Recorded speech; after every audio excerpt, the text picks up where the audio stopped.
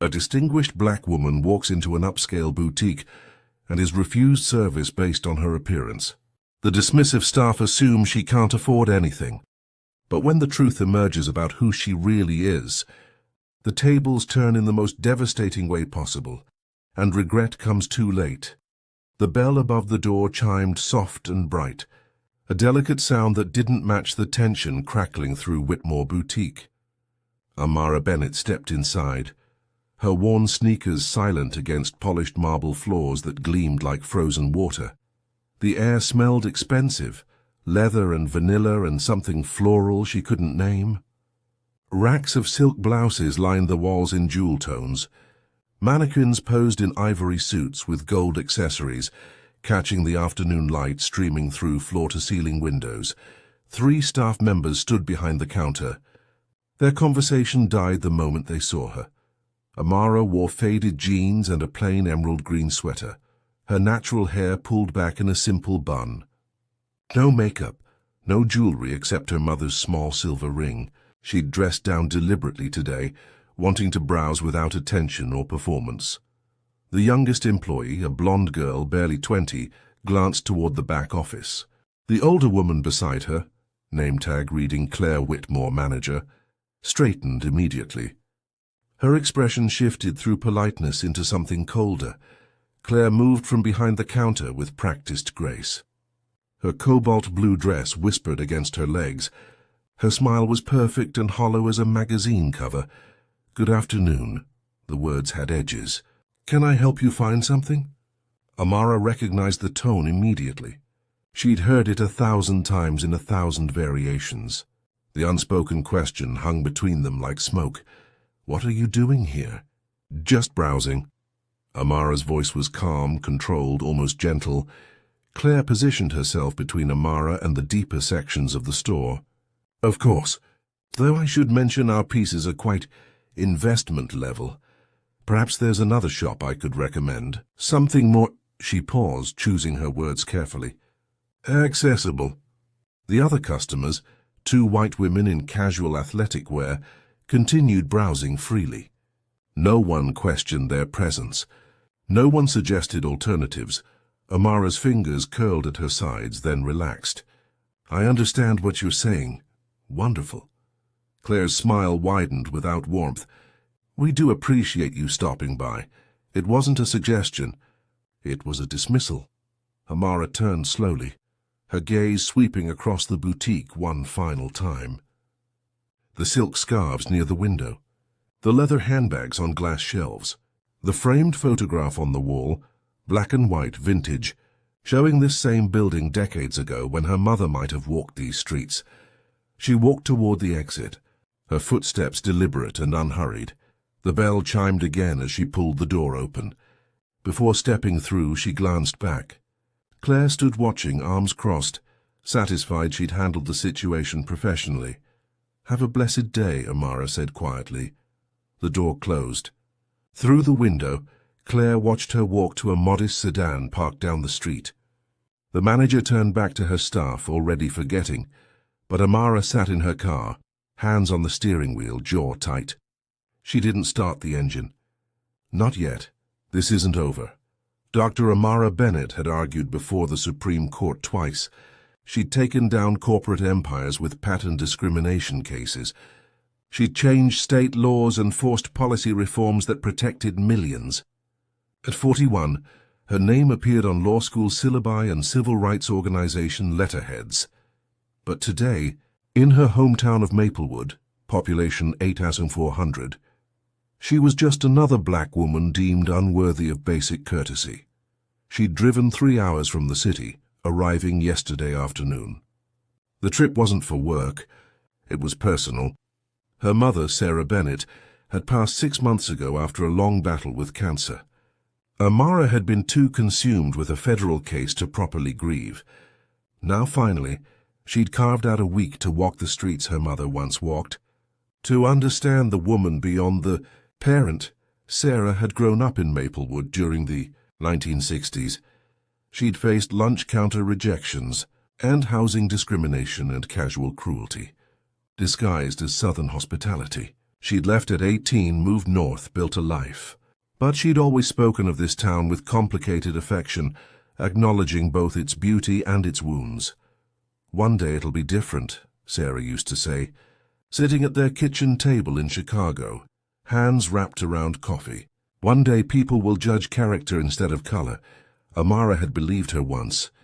Now she wondered if her mother had died, still believing in fairy tales. The hotel room smelled like lavender cleaning solution. Amara unpacked slowly, hanging clothes in the tiny closet. She'd brought comfortable things, jeans, sweaters, sneakers.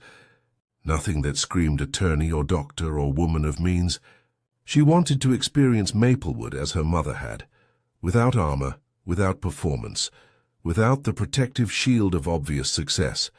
She'd planned to visit the old neighborhood where Sarah grew up, walk past the church where her grandmother sang in the choir, find the library where her mother discovered James Baldwin and Maya Angelou. Maybe buy something small from that boutique her mother had mentioned in letters, Whitmore's with the beautiful scarves in the window. "They never let me inside," Sarah had written once. "But I used to press my nose against the glass and imagine." Amara had wanted to buy her mother a scarf. Something silk, something beautiful. A retroactive gift, a symbolic healing, a way to say you deserved better. Instead, she'd been escorted out before touching a single item. She sat on the hotel bed. Her mother's old letters spread across the comforter. One caught her eye, dated 1963. Sarah's teenage handwriting, looping and hopeful. "Mama says things will change. I want to believe her. But today Mrs. Whitmore told me to use the back entrance at her shop. Said the front door wasn't for my kind." I didn't cry. "I won't give them that." Amara's throat tightened.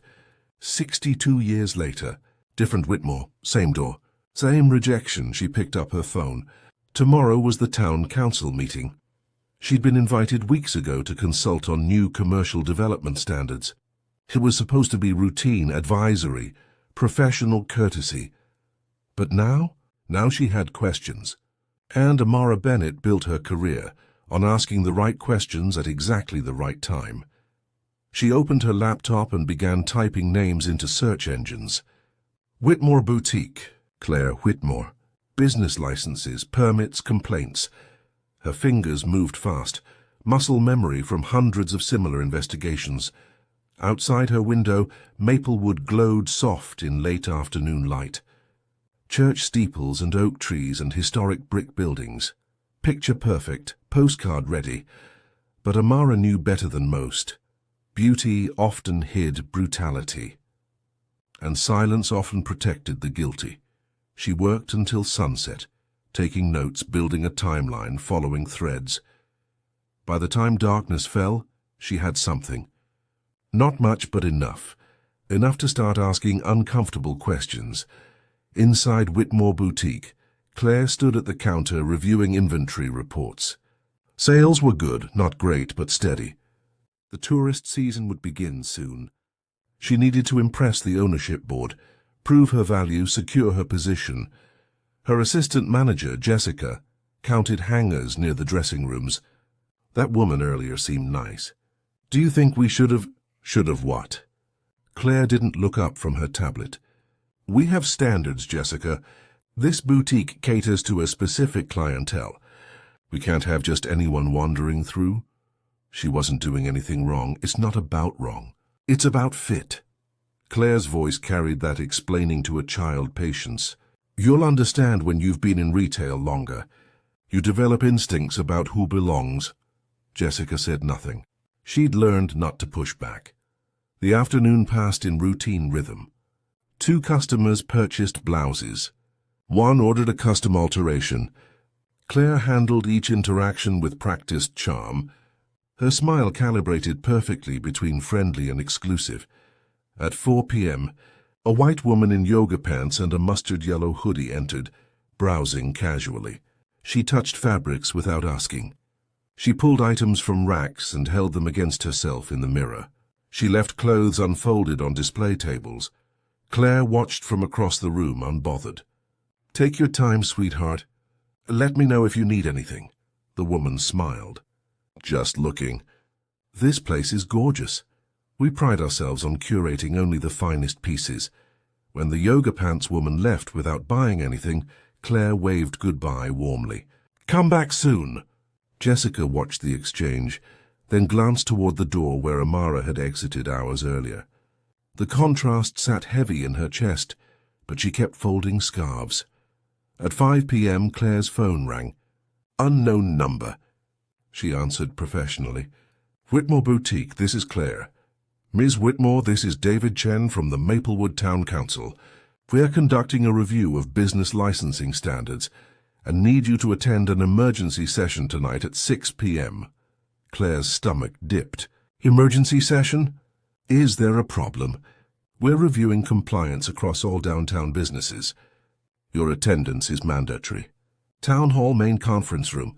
Can you tell me what this is? The line went dead. Claire stared at her phone. Mandatory, emergency, compliance. The words rattled in her brain like dice in a cup. Jessica looked over. Everything okay? Fine. Claire's voice was tight. I need to close early. There's some council thing. She locked the register, dimmed the lights, set the alarm. Her hands moved automatically, but her mind raced. What compliance? What review? She'd filed everything correctly, hadn't she? Outside, the street looked normal. Tourists photographed historic buildings. A dog walker passed. Everything seemed fine, but something felt wrong. That prickling sensation between shoulder blades. That animal instinct that danger lurked just outside peripheral vision. Claire drove to Town Hall, parked, checked her makeup in the rearview mirror. She looked professional, composed. Whatever this meeting was about, she'd handle it. The conference room held a dozen business owners, all looking equally confused. The council members sat at a long table. Mayor Harrison, 3 council members, and someone Claire didn't recognize. A black woman in a burgundy suit. Laptop open, legal pad filled with notes. The woman looked up. Their eyes met, and in that instant Claire's blood turned to ice water, because she recognized those eyes, that calm, controlled expression, that quiet fury barely contained. It was her. The woman from the boutique. Amara watched recognition dawn on Claire's face. Watched the color drain. Watched panic flicker beneath professional composure, like something moving under ice. She kept her own expression neutral. Not smug, not angry. Just present. Just waiting. Mayor Harrison cleared his throat. Thank you all for coming on short notice. Before we begin tonight's development discussion, I want to introduce Dr. Amara Bennett. She's a civil rights attorney consulting with us on compliance standards for new business licensing. Dr. Bennett, would you like to say a few words?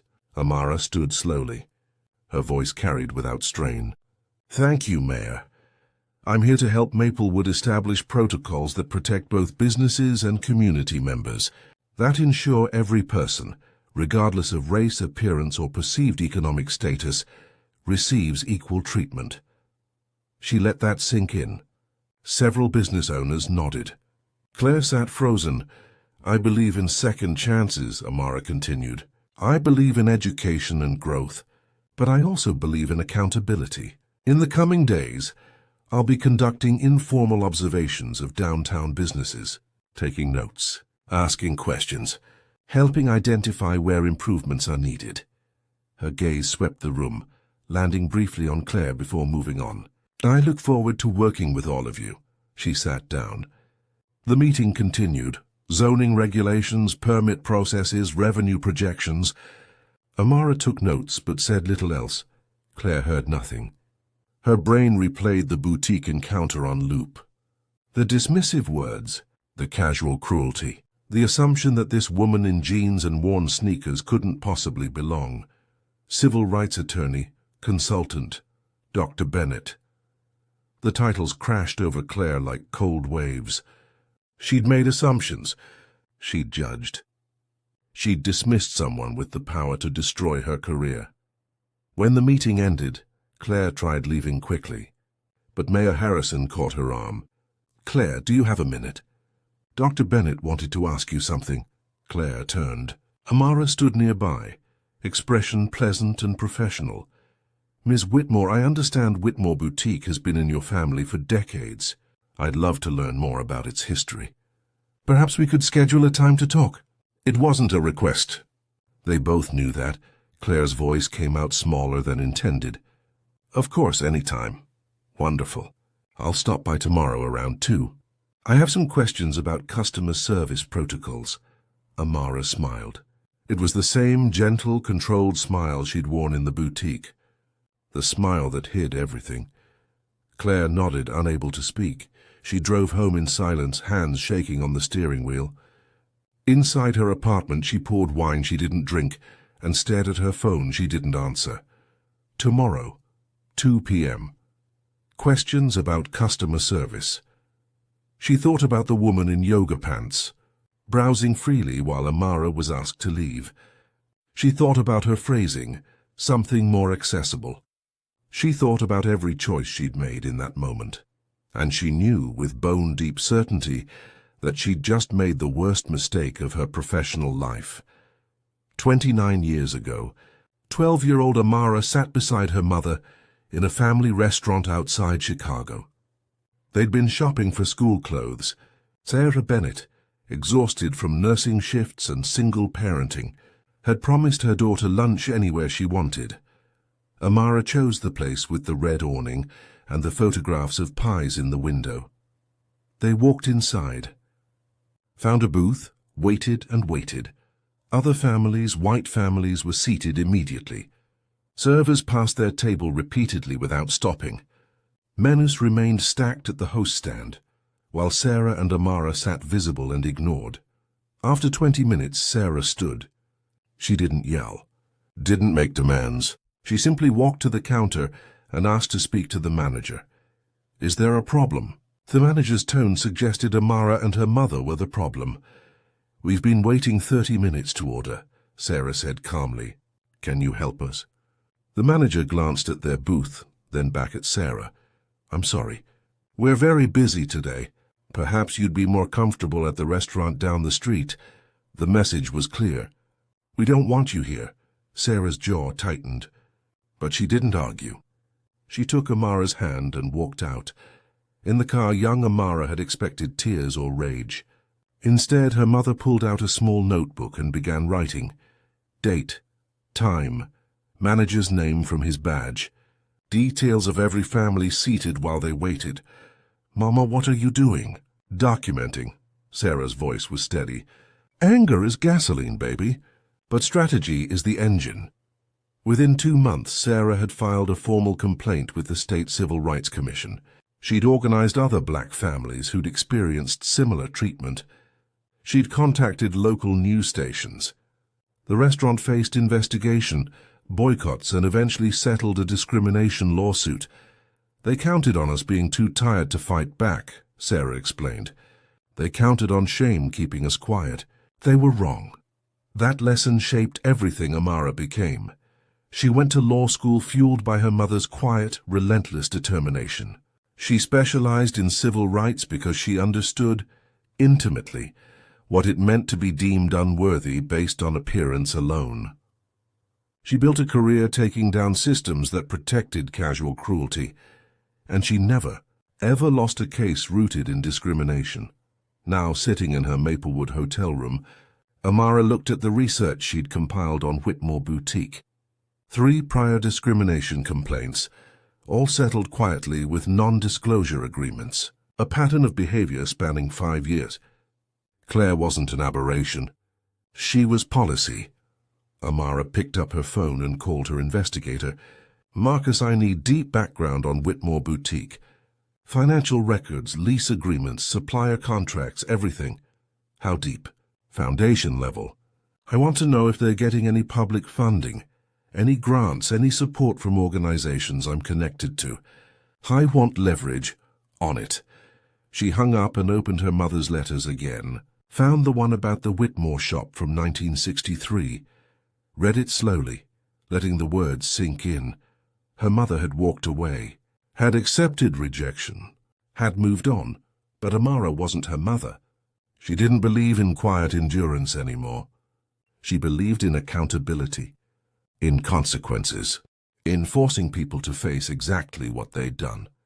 Tomorrow at 2 p.m., she'd walk back into that boutique, but this time, Claire Whitmore would know exactly who she was talking to, and by the time Amara was finished, that boutique would either change, fundamentally, systemically, permanently, or it would close.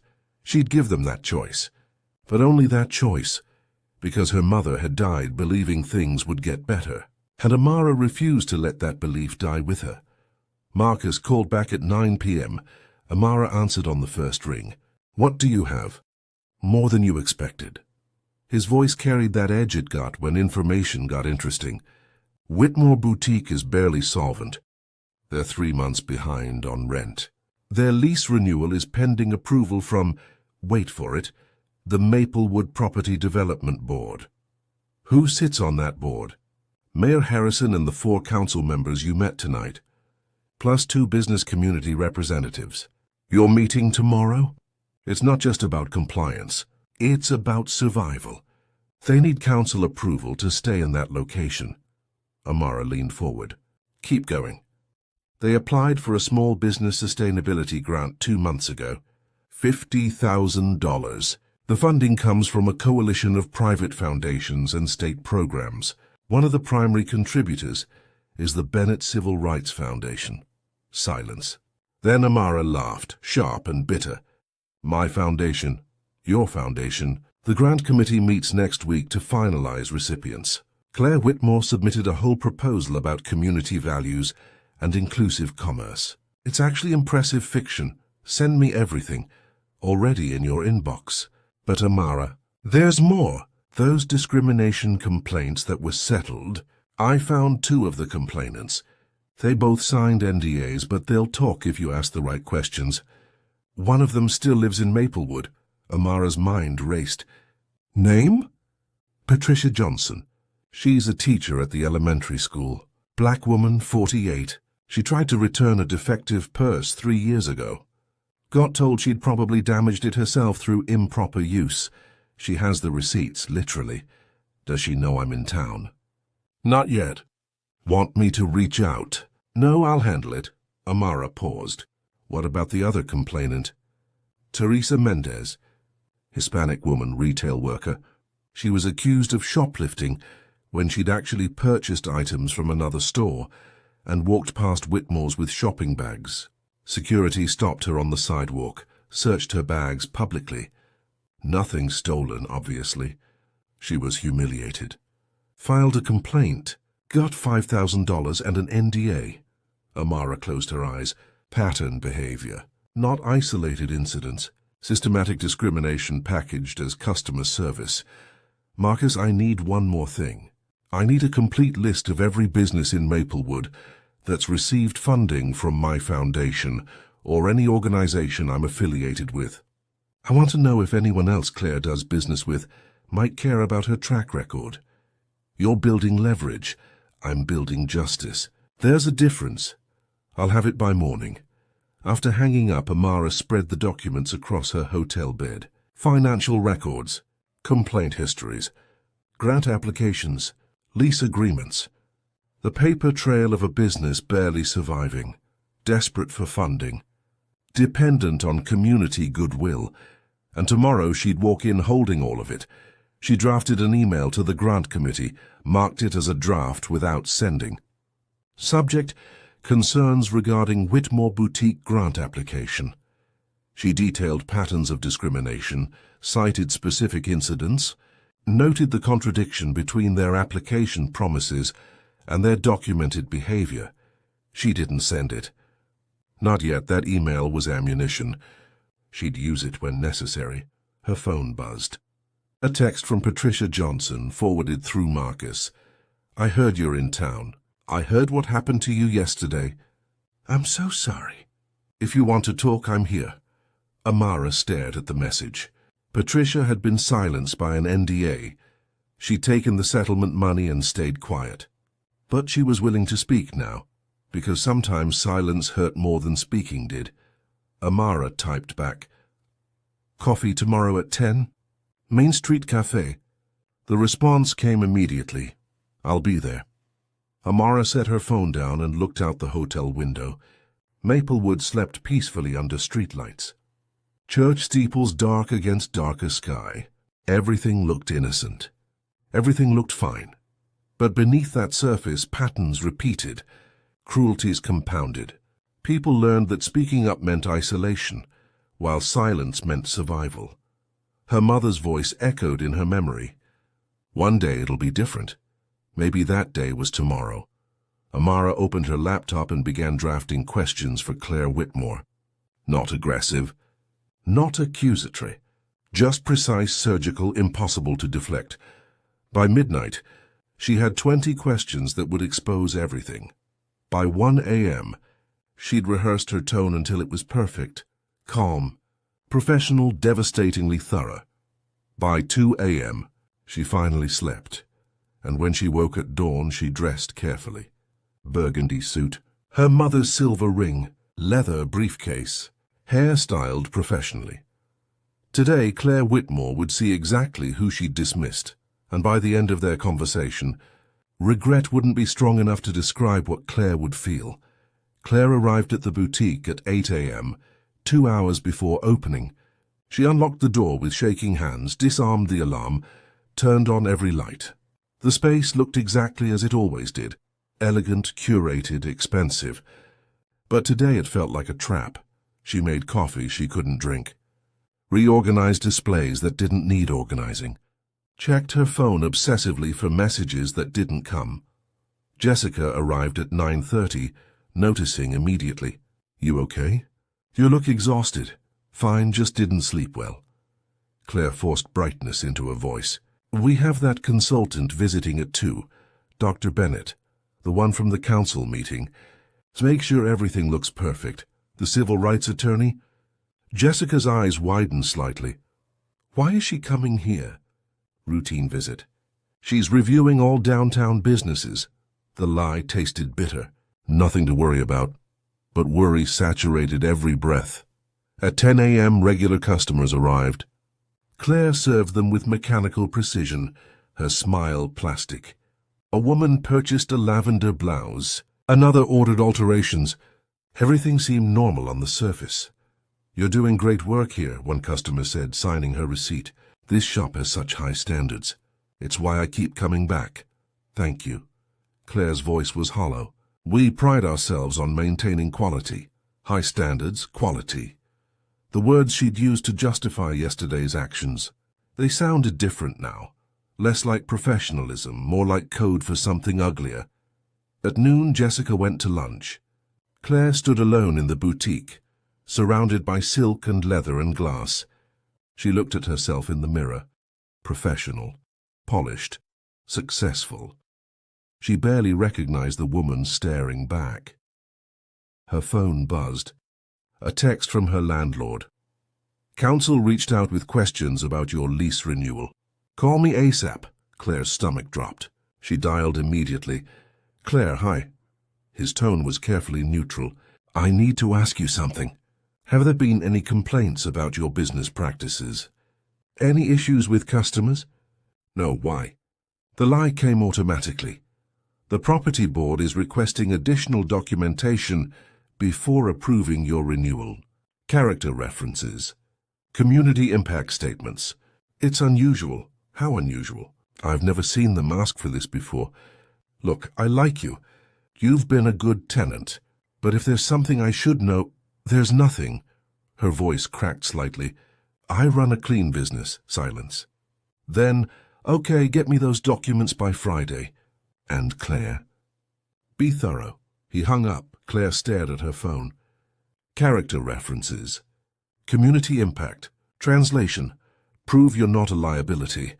At 1:45, she checked her reflection again, fixed her hair, reapplied lipstick, straightened merchandise that was already straight. Jessica returned from lunch. "Want me to stay for the meeting?" "No, take the afternoon off." "I'll handle this alone." Jessica hesitated. "Are you sure? You seem really stressed." "I'm fine." Claire smiled with her mouth only. "Go enjoy the weather." After Jessica left, Claire stood in the empty boutique. The silence pressed against her eardrums. She watched the street through the window, waiting. At exactly 2 p.m., a black sedan pulled up outside. Dr. Amara Bennett stepped out wearing a burgundy suit that probably cost more than everything in Claire's store combined. She carried a leather briefcase. Her hair was styled in elegant locks. She wore minimal jewelry, just a silver ring and small earrings. She looked like power itself walking on 2 legs. Claire's breath caught. This was the same woman, the same person she dismissed as unworthy 24 hours ago. The bell chimed as Amara entered. Their eyes met, and Claire understood exactly how badly she'd miscalculated. "Good afternoon, Ms. Whitmore." Amara's voice was professional, almost warm. "Thank you for making time to meet with me." "Of course, Dr. Bennett." Claire's throat felt lined with sand. "Can I offer you anything? Coffee? Water?" "No, thank you." Amara set her briefcase on the counter, opened it with precise movements. "I'll try not to take too much of your time." She pulled out a legal pad, a folder, a recording device. "Do you mind if I record our conversation? It helps me keep accurate notes for the council." Claire's pulse hammered. Is that necessary?" "Standard practice for compliance reviews. But if you're uncomfortable, I can just take written notes." Amara's expression was pleasant, giving nothing away. "Recording is fine." What else could she say? Amara pressed record. "This is Dr. Amara Bennett conducting a business practices interview with Claire Whitmore of Whitmore Boutique on October 14th. Ms. Whitmore, can you describe your customer service philosophy?" Claire's prepared answer dissolved on her tongue. We strive to provide exceptional service to all our customers." "All customers?" Amara wrote something down. "Can you define what that means in practice?" "We treat everyone with respect and professionalism." "Everyone?" Amara looked up. "Yesterday afternoon around 3 p.m., I visited this boutique as a potential customer. Can you walk me through that interaction from your perspective?" The question landed like a blade between ribs. Claire's face flushed. I may have made an error in judgment. I didn't realize what?" Amara's tone remained neutral, but her eyes were surgical. "Who you were." The words tumbled out. You thought what, Ms. Whitmore? That I couldn't afford your merchandise? That I didn't belong here? Walk me through your thought process." Claire's hands twisted together. "I made an assumption. I was wrong. I sincerely apologize." "You apologize for being wrong or for getting caught?" Amara let the question breathe. "Because here's what interests me. I've reviewed 3 prior discrimination complaints against this business, all settled with NDAs, all involving women of color. Patricia Johnson, Teresa Mendes, Keisha Williams. Do those names sound familiar?" Claire's face went gray. "Those were misunderstandings." 3 separate misunderstandings involving 3 separate women of color? Amara pulled documents from her folder. Ms. Johnson was accused of damaging merchandise she purchased. Ms. Mendez was publicly searched for shoplifting items she'd bought elsewhere. Ms. Williams was followed through the store by your security. Would you like to see the complaint records? Those incidents were investigated and resolved with money and silence. Amara's voice hardened slightly. But patterns don't disappear because you pay them to hide. They just wait for the next woman who walks through your door looking wrong to you. Claire's eyes burned. "What do you want from me?" Amara leaned forward. "I want to understand if yesterday was an anomaly or a system. I want to know if you see the problem or just the consequences of getting caught." Before Claire could answer, her phone buzzed on the counter. She glanced down reflexively. Email notification. Subject, grant application. Urgent review required. Her blood turned to ice, Amara noticed. Something important? Claire looked up, and in that moment realized the full scope of what was happening. This wasn't just about yesterday. This was about everything. Her lease, her grant application, her business survival, and Dr. Amara Bennett held every thread that kept her life from unraveling. "You control the grant committee." Claire's voice was barely a whisper. You're on the property board. You're advising the council. Amara didn't confirm or deny. I'm here to ensure businesses in Maplewood align with community values. Now let me ask again, do you see the problem, Ms. Whitmore? Claire opened her mouth. No sound came out. Amara stood, gathering her documents. I'll be in town for another week conducting observations. I suggest you use that time to reflect deeply on your business practices. We'll speak again. She moved toward the door, then paused. One more thing. My mother grew up in this town. Sarah Bennett. In 1963, she stood outside this shop with her nose pressed against the glass, dreaming about the scarves in the window. She was told to use the back entrance, told she didn't belong. Amara's voice remained steady, but something flickered beneath. She died 6 months ago, believing things had changed. I came here to honor her memory, to buy her that scarf she never got. The silence stretched like wire about to snap. Instead, I got asked to leave. Amara met Claire's eyes. So no, Ms. Whitmore, nothing has changed. Except this time I'm not the one walking away empty-handed. She left. The bell chimed. The door closed. Claire stood frozen in the empty boutique, Amara's words echoing off marble floors and silk-covered walls. Her phone buzzed again. Another email. Then another. The world was closing in, and she'd done it to herself. Claire sank onto the velvet bench near the dressing rooms. Her legs wouldn't hold her anymore. The boutique felt enormous suddenly. Too much space, too much silence, too much polished perfection, reflecting her own failure back at her. She looked at her phone. 3 new emails. She couldn't make herself open them. Outside, life continued. Tourists photographed historic buildings. A mother pushed a stroller past the window. Everything looked normal except the woman sitting inside a boutique, surrounded by expensive things. She might lose everything to keep. The weight of Amara's final words pressed down. My mother died 6 months ago, believing things had changed. Claire thought about her own mother, who'd taught her this business, who'd built Whitmore Boutique into something respected, who'd always said, know your customer, like it was Holy Scripture. But what had they really meant by that? Know their size, their taste, their budget? To know their worth based on appearance, on skin color, on snap judgments disguised as professional intuition? Claire's hands shook. She'd never thought of herself as racist. She voted for the right candidates. She had black friends, or at least friendly acquaintances. She'd never used slurs, never participated in obvious discrimination. But yesterday she'd looked at a black woman in casual clothes and decided she didn't belong. She'd used polite language to communicate ugly intentions. She'd weaponized professionalism to enforce exclusion, and she'd done it automatically, thoughtlessly, as if it were simply good business. Her phone rang. She ignored it. It rang again. And again, finally, she answered. Hello? Claire, it's Margaret from the Grant Committee. The voice was formal, careful. We need to discuss some concerns that have been raised about your application. What kind of concerns? Allegations of discriminatory business practices. We take these matters very seriously. We'll need detailed responses to several questions before we can proceed with funding consideration. When? By end of business Friday.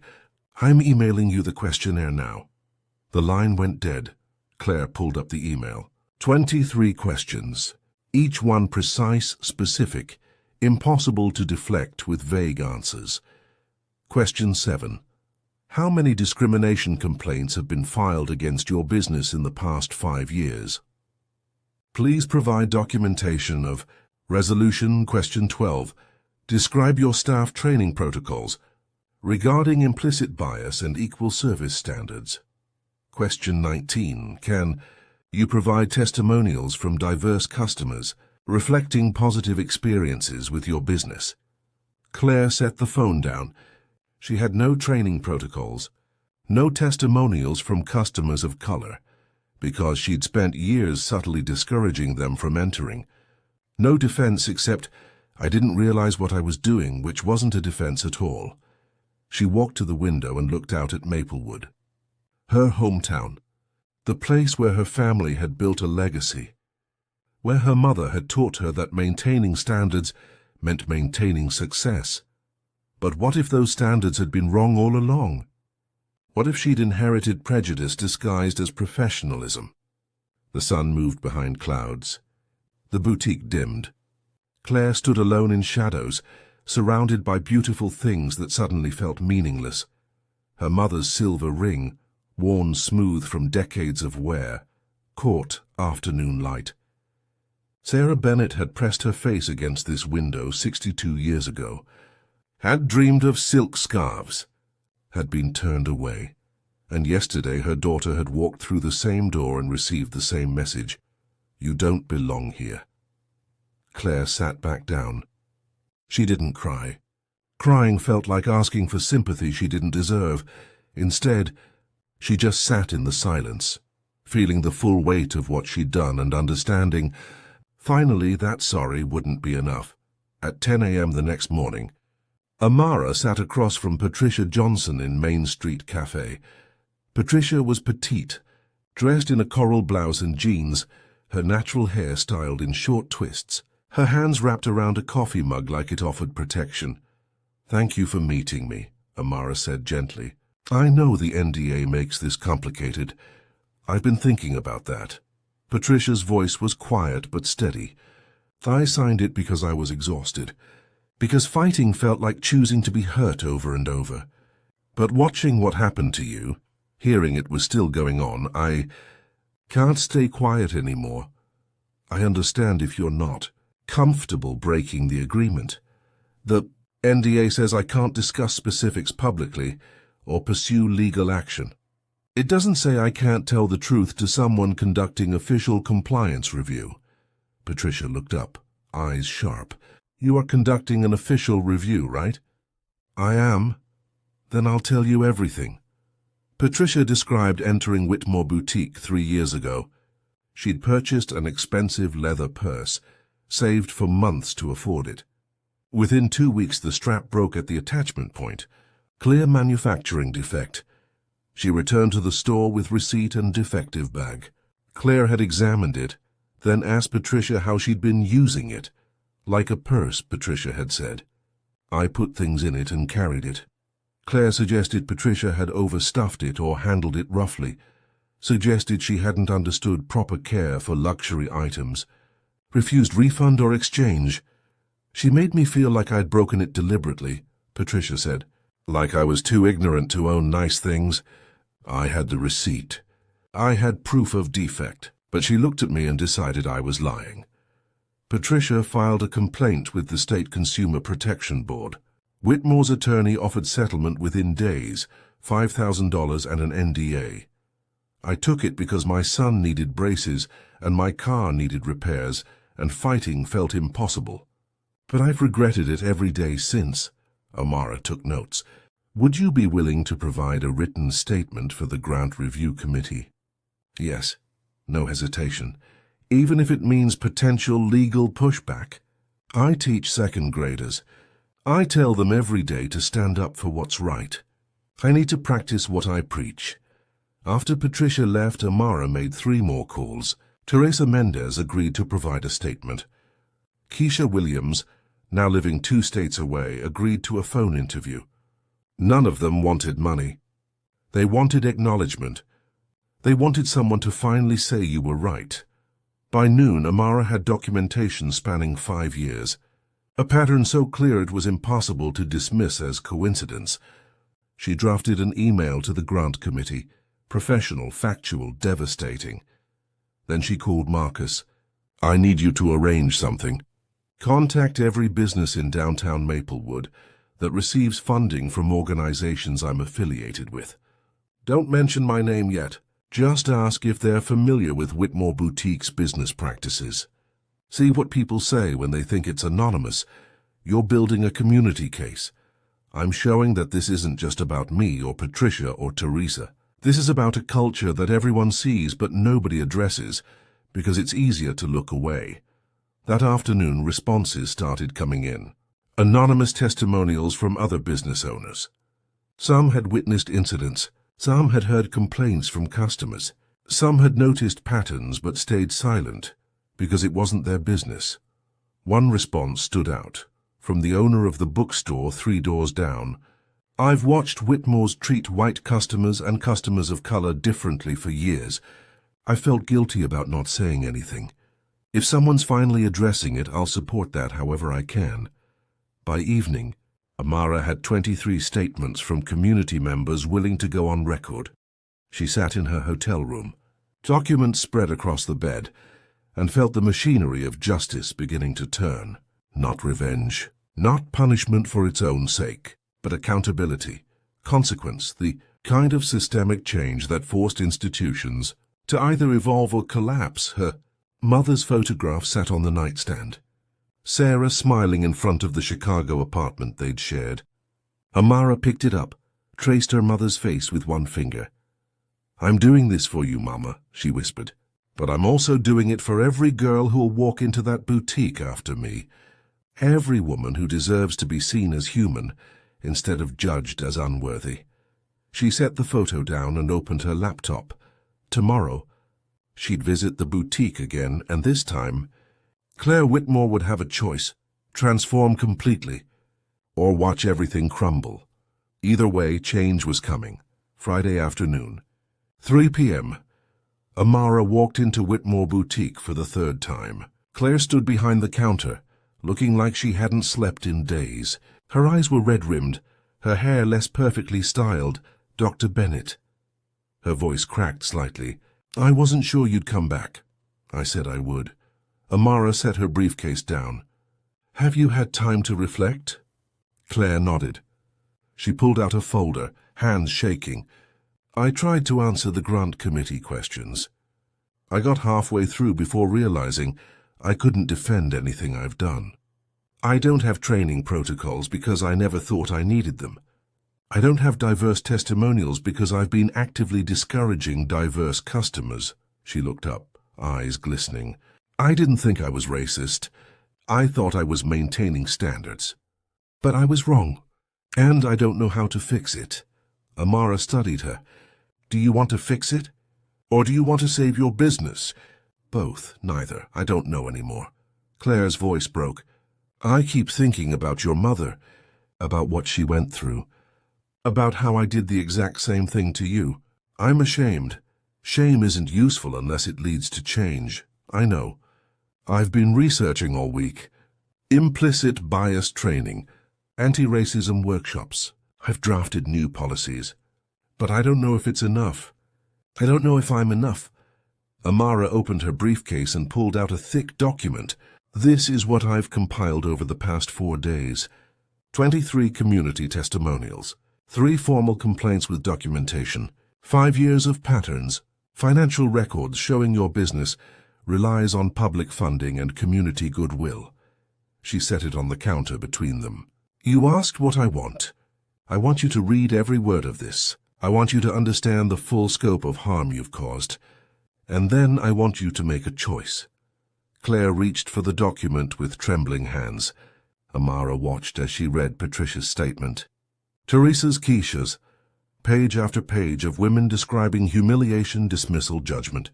Tears streamed down Claire's face. "I did this, all of this. Yes, I can't undo it. No. But you can decide who you become from here." Amara's voice softened slightly. "My mother believed people could change. She believed in redemption through action. I'm not sure I inherited that faith, but I'm willing to test it." Claire looked up. "What does that mean?" "It means you have 2 paths. Path 1. I submit this documentation to the Grant Committee, the Property Board, and the State Civil Rights Commission. Your business likely closes. You face legal consequences. Your reputation is destroyed." Claire flinched but didn't look away. Path 2. You implement real, meaningful, transparent changes. You attend anti-racism training and require your staff to do the same. You create a community advisory board that includes women of color to review your policies quarterly. You reach out personally to Patricia, Teresa, and Keisha and make genuine amends, not buying silence but acknowledging harm. You post a public statement taking accountability, Amara leaned forward. And you mentor other business owners in this community on how to do better. You become the person who says, I was wrong, here's how I changed, here's how you can too. Why would you give me that option? After everything I've done? Because my mother taught me that destroying people doesn't create justice. Transforming systems does. If you're willing to do the work, real hard, ongoing work that never ends, then you might actually create the change this town needs. Claire wiped her eyes. And if I fail? If I mess up again? Then Path 1 happens immediately. No second chances after this. You get one opportunity to prove you mean it. Silence filled the boutique. Outside, life continued. Inside, a decision formed. Claire took a shaky breath. I choose Path 2. I'll do whatever it takes. I'll attend training. I'll create the advisory board. I'll make amends. I'll post the statement. I'll be accountable. Starting now? Starting now. Amara pulled out another document. Already drafted, already detailed. This is a commitment contract. It outlines specific actions, timelines, and accountability measures. You'll sign it. I'll monitor compliance. The community will see your progress. If you meet every requirement for 1 full year, I'll recommend your grant approval and lease renewal. Claire read through it. Page after page of requirements.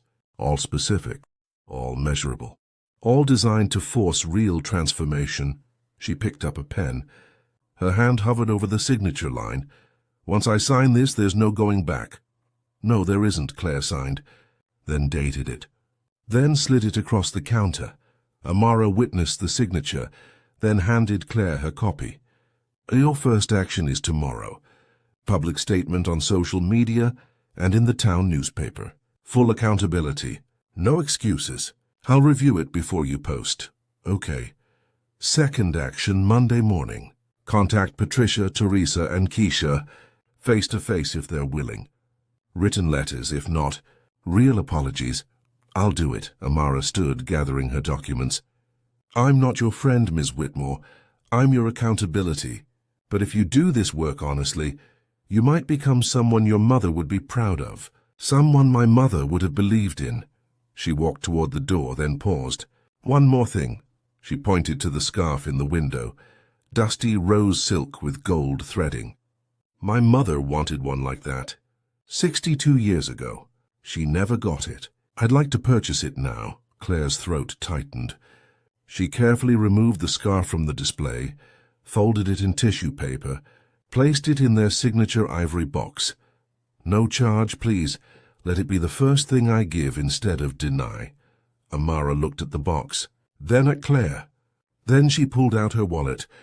No, I'll pay full price, because this transaction needs to be equal. Not charity.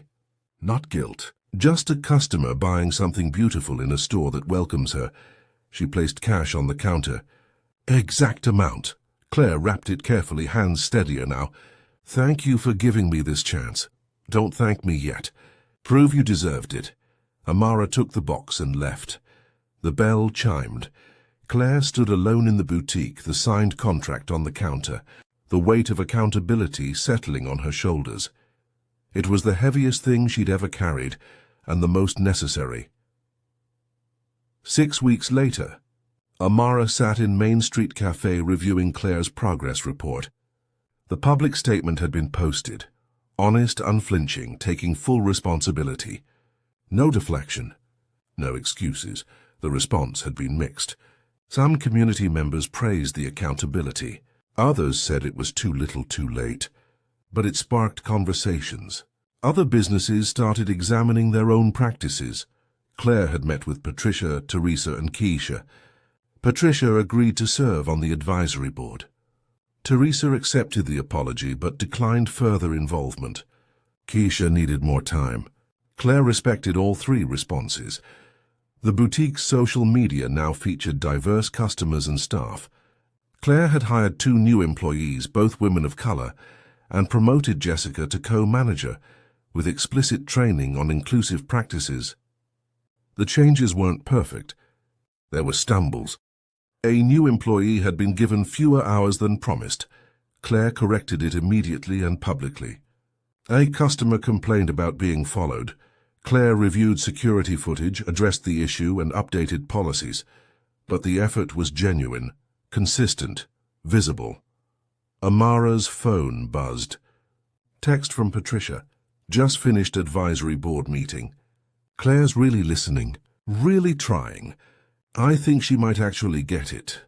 Another text from Marcus. Grant committee approved funding with conditions.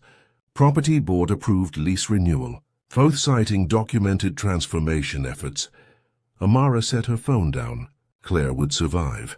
Her business would continue. But it would be different now. Accountable, transparent, constantly working to be better. That evening, Amara drove to the cemetery where her mother was buried. She brought the dusty rose scarf from Whitmore Boutique. She sat beside the headstone, running silk through her fingers. "I got it, Mama," she whispered. "The scarf you wanted. I walked into that store and I was seen. I was served. I paid and I left with something beautiful." Tears slipped down her cheeks. It took 62 years and a lot of hard work, and one woman finally understanding what she'd done wrong. But it happened. She draped the scarf over the headstone, silk catching late afternoon light. You were right. Things can change. People can grow. It's slow and imperfect and exhausting, but it's possible. Amara sat in silence, letting grief and hope coexist in her chest. Before leaving, she took a photo of the scarf on the headstone, sent it to Patricia with a message. "Tell Claire this is what transformation looks like. Not perfection. Just progress." Patricia responded with a heart emoji and one word, beautiful. Amara drove back to her hotel, packed her bags, prepared to return to Chicago. Her work in Maplewood was finished, but its impact would continue long after she left. Change didn't happen in dramatic moments. It happened in daily choices, in consistent accountability, in people deciding to be better than they were yesterday. Her mother had believed that, had lived it, had taught it, and now in a small town with complicated history, that belief was becoming reality, imperfect, incomplete, but undeniably real. Amara stood at her hotel window one final time, watching Maplewood wake up under morning light. Church bells rang. People walked dogs. Life continued its ordinary rhythm, but something had shifted beneath the surface. Conversations were happening. Policies were changing. People were examining assumptions they'd never questioned before. One woman's courage to speak up. One business owner's willingness to transform. One community's decision to demand better. It wasn't everything, but it was something. Amara thought about all the women who'd walked away from Whitmore Boutique over the decades. Her mother, Patricia, Teresa, Keisha, countless others whose names she'd never know. Some had been silenced by exhaustion, some by fear, some by settlements that traded justice for survival. But silence only protected the guilty.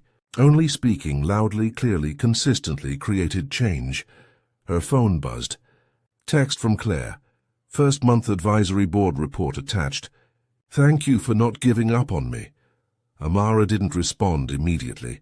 "Thank you" felt premature. Transformation was measured in years, not weeks. But she saved the report, noted Claire's progress, acknowledged the effort. Because people deserved consequences, but they also deserved the chance to earn redemption through action. She grabbed her suitcase and headed out. The hotel lobby smelled like coffee and cleaning solution. The desk clerk smiled as she checked out. "Enjoy your stay?" "Productive," Amara said. She loaded her car and started the drive back to Chicago. As Maplewood disappeared in her rearview mirror, she whispered a final prayer. "Rest easy, Mama, the world's still broken. But today it's a little less broken than yesterday. And sometimes that's exactly how progress happened.